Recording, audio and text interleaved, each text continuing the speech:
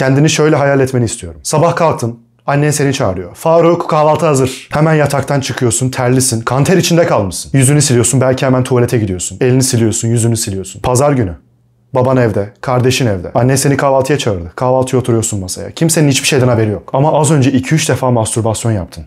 Kimsenin haberi yok. Ne annenin, ne babanın, ne kardeşinin. Ama sen içten içe bir utanç duygusu hissediyorsun. İçten içe sanki çok yanlış bir şey yapmışsın da etrafındaki insanlara karşı utanç duyuyorsun. Sana şunu sormak istiyorum. Daha önce videolarımı izlediysen benim biraz daha evrim üzerine, insanların bazı hareketlerin niye yaptığını, bazı şeyler niye şu anda senin içgüdün ya da neden biz insanlar bazı şeyleri yapıyoruz, bunları konuşuyorum. Peki sana şunu sorayım. Sen az önce insanların, hatta erkeklerin diyeceğim, belki de %95'inin günlük olarak ya da haftalık olarak yaptığı bir eylemi gerçekleştirdi. Yani bu neredeyse diş fırçalamak gibi bir şey. Belki de tuvaletten sonra elini yıkamak gibi bir şey. Hayati bir ihtiyaç değil. Yani yemek yemek, su içmek gibi değil. Herkesin yaptığı şeyler değil. Ama çok büyük oranda insan bunu yapıyor. Çok büyük oranda erkek bunu yapıyor. Düzenli olarak. Peki sorum şu. Dişini fırçalarken utanıyor muydun? Yok. Hatta belki de insanlara gösteriyorsun ne kadar temiz olduğunu. Annenin yanında yapıyorsun. Anne bak. Ya da tuvaletten çıktıktan sonra ellerini yıkadığın zaman utanıyor musun? Yok. Niye utanasın ki? Ama her insan yapmıyor. İnsanların çok büyük bir kısmı yapıyor sadece bunları. Mastürbasyon da öyle. Belki de şimdiye kadar şunu düşündün. Benim cinsel bir ihtiyacım var ve bunu karşılamam lazım. Tamam. Hijyen de aslında senin bir ihtiyacın. Bir insan olarak. Onu karşılayınca utanmıyorsun. Bundan niye utanıyorsun? Fark ne? Sadece penisinin mi işin içine girmesi? Küçük bir örnek vereyim. Erkeklerde bu alfa, beta terimlerini pek sevmem. Çünkü bu red pill'ciler, blue pill'ciler bunun artık iyice cılkını çıkardı ama yine de kullanacağım. Çünkü kullanmam lazım. Şempanzeler arasında alfa şempanze tüm dişi şempanzelere sahip olur. Ve eğer bir beta şempanze gidip de bir tane dişiyle beraber olmak isterse ya alfa şempanze ona izin verir. Çünkü betaların hepsi toplandığı zaman bir alfayı indirebilir. Arada sırada onların baş kaldırmasını engelleyecek şeylerin de olması lazım. Ama bazen de izin vermez. Der ki sana cinsellik yok. Seninle herhangi bir kadını paylaşmayacağım. Seninle herhangi bir dişi şempanzeyi paylaşmayacağım. Ve betayı döver. Onu cezalandırır. Beta'nın tek seçeneği ne kalıyor peki? Bir maymun olarak. Mastürbasyon yapmak. Çünkü herhangi bir kadına erişim yok. Furkan biz maymun muyuz? Ne alakası var? Değilsin. Ama günün sonunda benzer içgüdüleri paylaşıyorsun.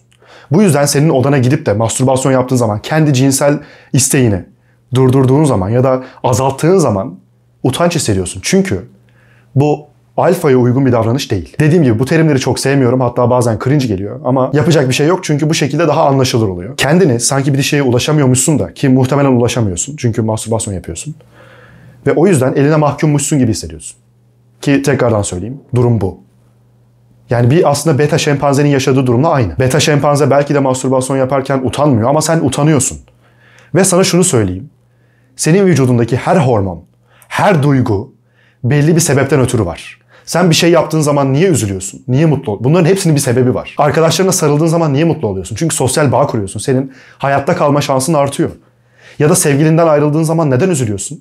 Vücudun çünkü o kadından ayrıldığın zaman, o erkekten ayrıldığın zaman artık genlerini devam ettiremeyeceksin gibi hissediyor. Çocuk yapamayacaksın gibi hissediyor. Gerçek bu olmasa da. Başka birisini bulursun belki. Ama vücudun bulamamandan korkuyor. Ya da bir partner bulduğun zaman niye çok mutlu oluyorsun? Niye ona bağlanıyorsun? Niye aşk diye bir kavram var? Aşık oluyorsun çünkü gelecekteki çocuğun büyümesi için 2 adet ebeveyne ihtiyacı var en az. Ve bir insan için 2 tane ebeveyninin bulunması en optimal büyüme durumunu sunuyor. Senin utancın da boşa değil. Günün sonunda sen mastürbasyon yaptığın zaman utanıyorsan, senin öz benliğine, senin öz saygına zarar geliyorsa bunun bir sebebi var. Çünkü normalde bunu yapmaman gerekiyor. Vücudun sana diyor ki utan. Bunu yapma. Kötü bir duygu veriyor sana.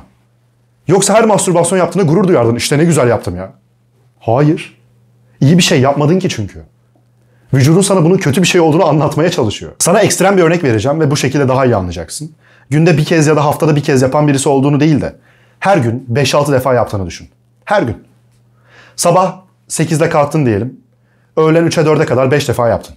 Ve her akşam da arkadaşlarınla dışarı çıkıyorsun. Arkadaşlarınla dışarı çıktığın zaman gerçekten şey mi diyeceksin? Öf ulan ben nasıl bir erkeğim ya böyle? Mükemmelim ya. İnanılmaz bir şeyim. Gerçekten her gün 5 defa yapıyorum. Wow. Hayır. Belki de kendini ezik gibi hissedeceksin. Çünkü bunun en büyük sebebi senin yalnızken, senin özel zamanlarında yaptığın eylemlerin, senin yalnız değilken, senin toplum içindeyken ki özgüvenini de etkilemesi. 5 defa mastürbasyon yaptığını, o saatlerin hepsini, o zamanın hepsini çalışarak harcadığını düşün. Dışarıya çıktığın zaman ulan Ben bugün çok iyi çalıştım, çok iyi hissediyorum. İnanılmazım ya. Nasıl disiplinliydim. İşte şimdi eğlenme zamanı. Etrafımdaki insanlar bana saygı duyabilir. Çünkü saygı duyulacak aktiviteleri yapan birisiyim. Bundan başka ne hissedebilirsin ki? Kendine güvenmekten, kendine hayranlık duymaktan başka. Şöyle düşün. Dışarıda nerede çekici bir erkek, nerede kızlar tarafından ilgi gören birisini görsen. Durup da şey mi dersin? Bu lavuk kesin her gün 10 defa mastürbasyon yapıyor. Yoksa mümkün değil. Yo. Tam tersini düşünürsün. Belki de kendisine hiç dokunmuyor. Sıfır. Şunu anlamanı istiyorum. Porno izlesen de izlemesen de. Her mastürbasyon yaptığın zaman kendi özgüvenine zarar veriyorsun. Her seferinde. Kuşkusuz, tartışmasız. Belki diyebilirsin ki Furkan ben haftada bir kez yapıyorum. Ben haftada bir kez yapıyorum ve özgüvenim çok yüksek. Sana şunu söyleyeyim. Haftada bir kez yapıyor olabilirsin ve belki de bu tehlikeli düzeyde değildir. Belki de bağımlılığa yol açmıyordur. Ama sen bunu devam ettirdiğin sürece bağımlı olma ihtimalin var. Bir gün var. Şimdiye kadar olmamış olabilirsin. Ama şimdiye kadar olmamış olması ileride de olmayacağı anlamına gelmiyor maalesef. İnsan doğası. Hoş geldin. Ve sana daha da kötüsünü söyleyeyim. Senin bunu haftada bir yapıyor olman ve çok özgüvenli olman, haftada biri bıraktığın zaman özgüveninin artacağı gerçeğini değiştirmiyor. Şu an 10 üzerinden 8 özgüvenin varsa ki kendine göre çok özgüvenlisin. Belki de bu 9'a çıkacak. Furkan ama ben kendime dokunmadan yapamıyorum. Kendime dokunmasam dışarı kızlara kötü kötü bakmaya başlıyorum. İşte onlara belki de zarar vereceğim. Kendimi tutamayacağım. O zaman yanlış videodasın. Senin şu anda mastürbasyonu bırakıp bırakmamak arasında kalmaman gerekiyor. Senin başka daha büyük sıkıntıların var. Onlar için profesyonel yardım alman lazım. Doğru videoda değilsin. İlk önce bu videodan çık ve profesyonel bir yardım al. Seni bu konuda herhangi bir şekilde suçlamıyorum bu arada. Hepimiz aynı seviyeden, aynı genlerle başlamıyoruz. Belki de gerçekten de bu konuda kendinden korkuyorsundur. İnsanlara zarar vereceğinden ya da kötü kötü bakmak hoşuna gitmiyordur. Kabul edilebilir. Ama o zaman doğru videoda değilsin. Çünkü şu anda senin muhakeme etmen gereken şey mastürbasyonun zararları değil. Şunu da diyebilirsin. Benim özgüvenim yeterince yüksek. Daha fazlasına ihtiyacım yok ve şu anda bulunduğum durumdan memnunum. O zaman ben de sana şunu söylerim. Senin testosteronun da aynı zamanda azalıyor. Ve testosteron erkek olarak her mastürbasyon yaptığında boşaldığın andan itibaren inanılmaz bir düşüş oluyor testosteronda her seferinde. Belki de maskülenliğinden, belki de erkeksiliğinden %20, %30 kaybediyorsun. Ve testosteronun en büyük özelliği zor şeyleri sana sevdirmek. Yani sen çalışırken belki de hiç çalışmak istemiyorsundur, belki çalışmayı hiç sevmiyorsundur. Testosteronun yüksek olsa böyle hissetmezsin. Sana bunun garantisini veriyorum. Çünkü senin vücudundaki işi, zor bir işi yaparken bunu sevmeni sağlayan ana hormon, en büyük hormon testosteron. Sen bunu bilerek azaltıyorsun. Sana şunun garantisini vereyim. Düzenli mastürbasyon yapan hiç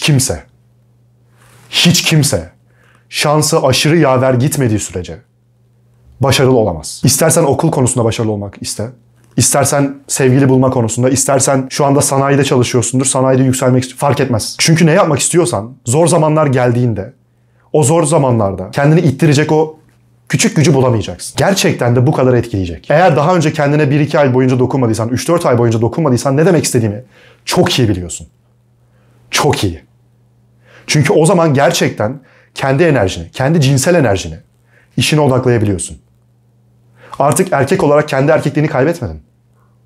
O içindeki enerji hala duruyor. O içindeki yapıcı, belki de yıkıcı enerji hala içinde. Bazı şeyleri inşa etmek için ve belki de diğer insanları yıkmak için içinde bulunuyor. Bu yüzden zaten sporcular yarışmaları yaklaştığı zaman eşleriyle zaman geçirmiyorlar. Daha az zaman geçiriyorlar. Çünkü biliyorlar eğer düzenli olarak boşalmaya devam ederlerse içlerindeki o yıkıcı öfke, içlerindeki o yapıcı, o başarıyı inşa edecek içgüdü azalacak. Yani bir nevi maskülenlikleri. Yani bir nevi seni diğer kadınlara çekici kılan şey. Belki de kendini arada sırada mastürbasyon yapan, ayda bir, 2 ayda bir yapan birisi olarak sınıflandırıyor olabilirsin. Günün sonunda hala mastürbasyon yapan birisin. Bağımlı olmasan da düzenli olarak. Sonuçta ayda bir, 2 ayda bir bunlar da bir düzendir.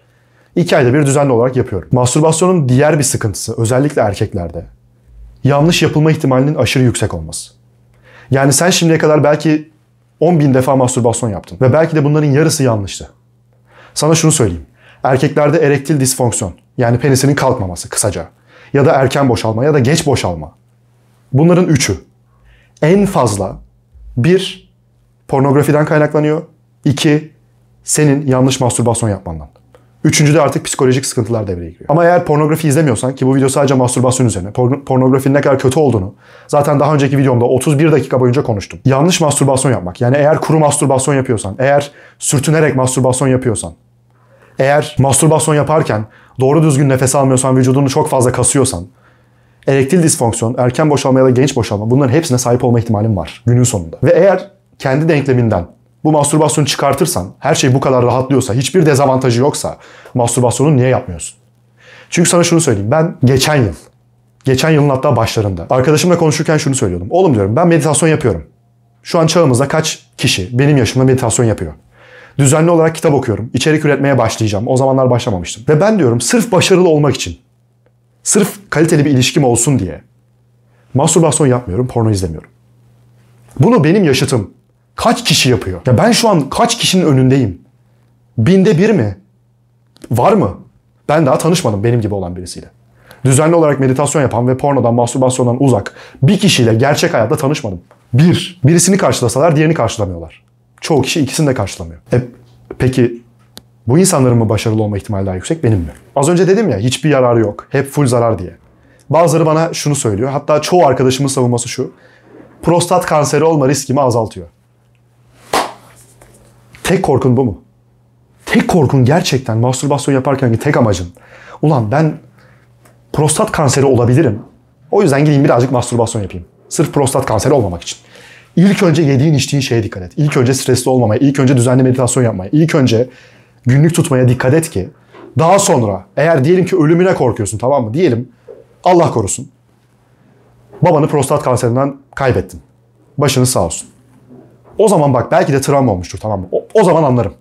O zaman derim ki tamam, istediğin kadar. Hiç sorun değil. Ama böyle bir derdin yoksa, böyle bir travman yoksa, sırf kendine böyle bir savunma mekanizması geliştirdiysen, ya prostat kanseri olmayalım o yüzden yapalım falan filan.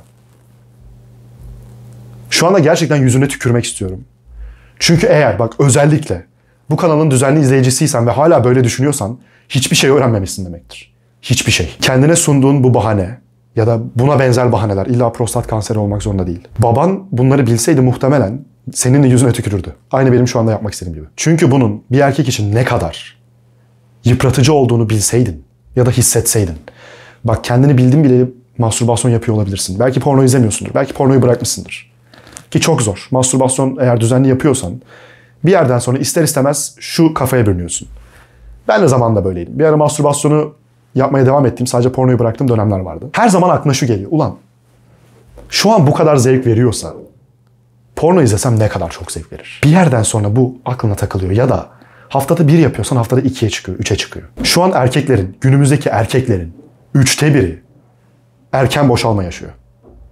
3'te 1. 10 kişilik bir arkadaş grubunuz varsa minimum 3 kişi ileride erken boşalma sıkıntısı yaşayacak. 1 dakikanın altında boşalacak. Eğer ileride gerçekten güzel bir aile kurayım, kaliteli bir kadınla beraber olayım, kaliteli çocuklarım olsun, kaliteli bir kariyerim olsun, bunları istiyorsan kaliteli bir cinsel hayatım olsun. En başta bu. Çünkü eğer sağlıklı bir aile, mutlu bir eş, mutlu çocuklar istiyorsan en başta bir erkek olarak eşini tatmin edebiliyor olman gerekir. Ve eğer 1 dakikanın altında da boşalıyorsan sana kötü bir haberim var. Eşin mutlu falan olmayacak. Ve şu anda bunun bilincindeyken bile bunu yapmaya devam ediyorsan ileride eğer böyle bir şey başına gelirse, illa erken boşalma değil, diyelim geç boşalma, yine tatmin olmayacaksın. Ya da kalkmayacak belki de. Erektil disfonksiyon. Daha sonradan oturup da kafanı taşlara vurma. Sana şunu net bir şekilde söyleyeyim. Bunun üzerinde duruyorum çünkü benim zamanındaki en büyük pornoyu ve mastürbasyonu bırakmamdaki motivasyon buydu. Gelecekte sağlıklı, kaliteli bir cinsel hayat istiyordum. Ve açıkçası bırakmamı sağlayan şey de bu düşünceydi. Bu zararlarını öğrendikten sonra dedim ki okey, benim bundan kurtulmam lazım. Mastürbasyon dahil. Sadece porno değil. Tüm enerjimi saklamam lazım. Şimdilik işime, ileride eşim olduğu zaman da eşime. Çünkü erkeğim. İyi şeyler yaratmam lazım. Gelecekteki ailem için iyi şeyler inşa etmem lazım. İleride oturup da işte Furkan biz faturaları nasıl ödeyeceğiz bilmiyorum derse benim eşim bana ve ben bu yıllarımı mastürbasyonla boşa harcayarak geçirirsem onların yüzüne bakamam. Ya da ileride Furkan yine mi? Yine tatmin olmadım. Yine şöyle, yine böyle. O kadının suçu değil. O kadının yüzüne bakamam. O yüzden birazcık kendini toparla. Ve neleri kaybedebileceğinin. Bak, hayatın ne kadar iyi olacağı değil. Cenneti düşünme, cehennemi düşün. Neleri kaybedebileceksin? Bunları düşün. Ve ona göre aksiyon al. Bu arada bir önceki NoFap videosunda da bir söz vermiştim. Yorumlarda görüyorum, düzenli olarak soruyorsunuz. Şu an genel konuşuyorum. Sözünü tutuyor musun, sözünü tutuyor musun, sözüne ne oldu? Sana küçük bir şey söyleyeyim, ben sözümden dönmem. O söz bir kere verildi. Ve hiç olmadığım kadar da mutluyum. En kötü anında bile en iyi hamleni yap. Görüşmek üzere.